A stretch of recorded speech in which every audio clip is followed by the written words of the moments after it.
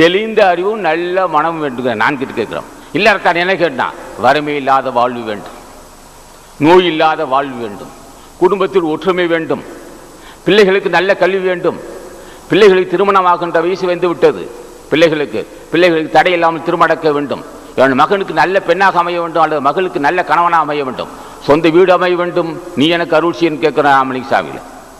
ஆகவே நாங்கள் கேட்கிறோம், அடியேன் எடுத்துக்கொண்ட லட்சியத்தின் தடையெல்லாம் நிறைவேற்ற வேண்டும், அடியேன் மரணமில்லா பெருவாழ் பெற வேண்டும், அடியனுக்கு ஞான சித்திக்க வேண்டும், அடியன் யான் என்று கர்வம் கொள்ளாது இருக்க வேண்டும், அடியன் பண்புலவனாக வளர வேண்டும், இனிமையோடு நடந்து கொள்ள வேண்டும், எங்களிடம் இந்த கொனைக்கேடு இருக்கக்கூடாது, இருந்தாலும் உணரக்கூடிய அறிவுன்னு கேட்கிறோம். நாங்கள் இப்படி அன்பர்கள் கேட்கிறார். எங்களிடம் கொனைக்கேடுகளை உணர்ந்து இருக்க அருள் செய்ய வேண்டும், எங்களிடம் உள்ள கொனைக்கேடுகளை நன்கு உணர்ந்து கொள்ள அருள் செய்யணும்னு கேட்கிறோம்.